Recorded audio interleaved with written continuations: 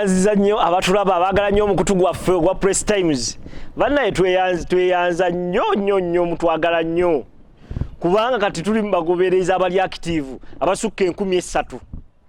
Abali active ka video ke tuteekayo. Likes zitulaga nti leero mu wiki tusikasuziza abantu 10,000. Bannaye musigale nga mu viewing ka video bwaffe mu Press Times ne ku YouTube. Oyingiza mu Press Times Buganda gyevudde ensi muwawa yonna n'oyingiza mu Google n'oyingiza mu Bukenya Herbert mu Google ensi muwawa egenda kuba ekuletera bu videos bwa Press Times gwe guno omukutu okukuwa ebyobuwangwa omukutu okukuwa ebyafaayo bya Buganda ne Bunyoro kubanga watali Buganda oba oyogera ku Buganda oyogera ku Bunyoro kubanga twalwana nnyo entalo ne Bunyoro oyogera ku Busoga oba oyogera ku Buganda olina okwogera ku Busoga kubanga twalwa nnyo nga tugaziya buki Buganda nga tugenda paka ku Kiira bw'oba oyogera ku Buganda kuva mu eddi 1,200 paka mu kuva mu Rwenda 900 eddi nga Bunyoro kitale etandika manya abatembuzi nga batandika banandika mu 900 eddi netuka mu 1,300 abachwezi ne bawamba abatembuzi abachwezi ne bakulembera mu 1,300 paka the collapse of the Chwezi Empire mu 1,500 ba mu 1,400 nga gwako nga kibuko mumbale y'omukubbo abalwaniza Chwezi Empire ne other factors kati nga tulaba endwadde emmere bayite bayina ne constant wars eza Buganda ne Chwezi Empire nga tulaba the first superman munsi yonna getuyita kibuko mumbale nga akuba nnyo Abanyoro ne tujja the collapse of Chwezi Empire ezentalo ziri ki Buganda against what the Chwezi ne ate ne tudda Bunyoro kitala ne damu ne agressinga Bunyoro kitala eyo gyolaba yagenda nga paka Rwanda gye twandise Kalagwe Tanzania negenda paka ki negenda paka Kenya naye twajja Buganda yajanga erwana egirwanise erwana aggress kati nayo yatuka nebera nga takyayinda ki maanyi Bunyoro neye kutulako ankole neye kutulako negundi neye kutulako Toro gundi Kigezi neye kutulako agundi neye kutulako no gitwite omusinga abakonyo ne bekutulako paka we yatuuka Bunyoro Empire ne gwawo kalesigala kingdom kali wemanyi ku Buganda igwe Omunyoro Omutoro Omukiga ankole ngotega okutu ngowuliriza kubanga bino wemanyi ku Buganda nyekuki ne ku Bunyoro bijikwatako ne Chwezi Empire bijikwatako abachwezi obabu yakatono kuba Chwezi abachwezi abantu abasembayo okutambula the last movement of Chwezi Empire bebagwere abagenda kumbala mayale Kyoga abagwere mwali muki abachwezi kwegamba wemanyi ku Buganda mwenna abali mu Bantu intercasting region abali Bantu muno kubanga mumanya nti Buganda kyeki yajeti okubere y'amaanyi yajeti okuwamba amasaza kuva ku abiri Mawokota Busiro Kyadondo okutwa ku masaza 18 yatwakone ku masaza abiri ngamaze okulwangana nga yegase n'abazungu okulwanisa Kabalega mu 1892 neweza amasaza 20 naye mu 1904 Obote prime minister nazayo amasaza agabiri Bugangayizi ne Buyaga yagamba amubye nnyo Bunyoro naye kagana abiri katugazeeyo tubaba Abanyoro bagamba bagana muri basuma kubanga twanagana amasaza 2-3 tuli masaza 20 ate ne bagamba parliament ya 1904 nezayo amasaza aga 2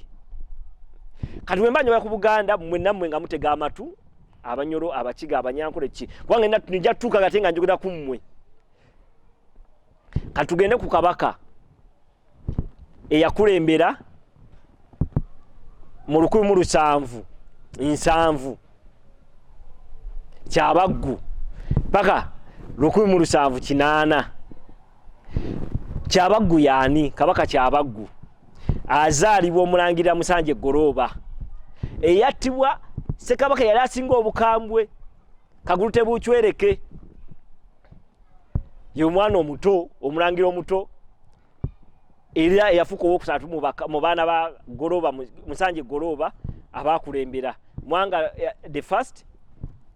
yakulembera nekudako na Mugala katuzeko Kyabaggu abana bonna abasatu bafuka bakabaka Kyabaggu yakulembera mu 1707 bala 1708 Kyabaggu yani mama wetu agambye yinnalugwa owendiga ebbale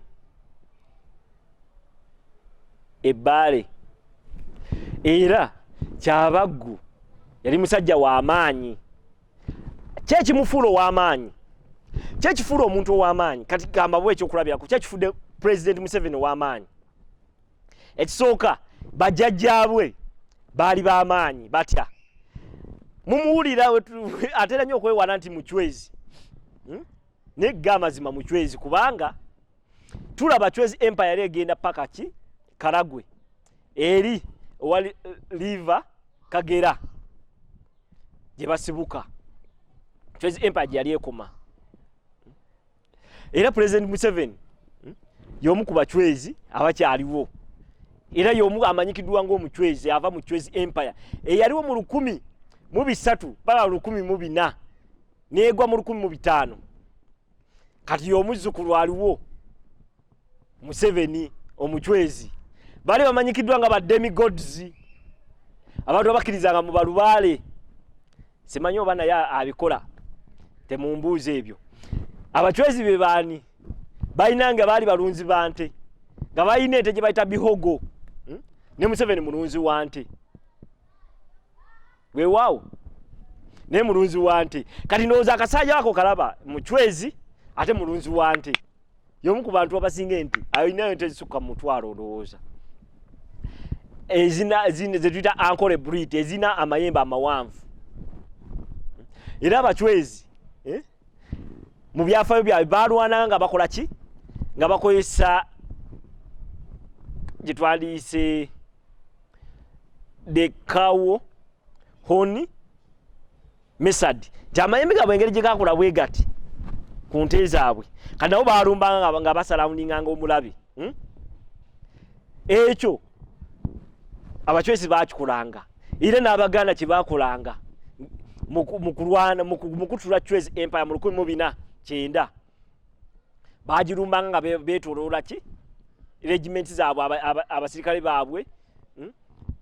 nga babeetoloola ne babakuba ne babatamu ne babasere babateekerawo ekkubo limu escape route kubanga wonyigiriza ennyindo gijjamu omusaayi kwe kagamba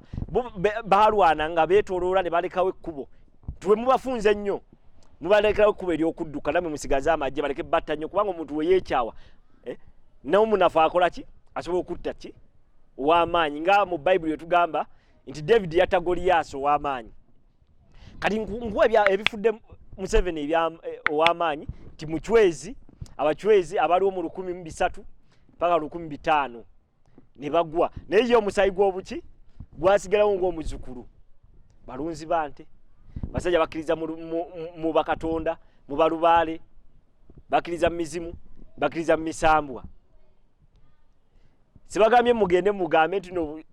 because they are demigods mugambe nti ne Museveni is a demigod naye yeyenzikiriza ffenna abaddugavu tukkiriza mu katonda waffe lubaale naye akkiriza mu lubaale kubanga naye wetwali nga baali enamirembe wano ebaali bawa archbishop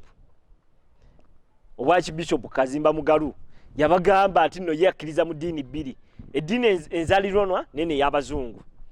Anglican yakyogera ekyo sipize muzimanyi yaddiza akkiriza mu ddiini bbiri akkiriza mu bakatonda baffe bano ab'obuwangwa mu ddiini yaffe ey'okusamira n'akkiriza ne mu ddiini eki eri ey'abapoto ekyo yakyogera ng'ali mu ki ng'ali mu Lutikko Namirembe omwaka guno nga gutandika mu 2020 kati bye bimufudde w'amaanyi ye nti ali open teyekwekerera naye mwe mugamba nti gundi agenze kusamira namugamba agundi musamize biki era ngena nnyo ne mpulira ku TV ng'agamba nti gundi musamize aba agenze kusaba okusaba mwe muve essabiro yeyandibadde ekereziya oba omuzikiti oba kyaki eye Namirembe libasabiro abantu bagenda mu kusabiramu kale wali ne tuyita essabo eno ligiyita cathedral oba mosque yonna libasabiro oba kusabiramu okusaba si kibi musigale nga musaba nga mu praising obuwanga wammwe kubanga omuntu atalina nnono omuntu atalina nnono aba talina na ddiini eyo eddiini esinziira ku nnono n'abasiraamu balina ennono yaabwe Muhammad yalina ennono yaabwe yalina obuwanga bwe bwavaamu ki obusiraamu n'abazungu balina ennono yaabwe abaguluki balina ennono yaabwe n'abayisirayiri abaju balina ennono yaabwe Yesu teyaleeta ddiini n'aba Roman Empire balina ennono yaabwe Yesu teyaleeta ddiini n'aba Seventh Day balina gye baava n'aba Orthodox balina gye baava Orthodox nabo wogenda mu Eastern European countries Russia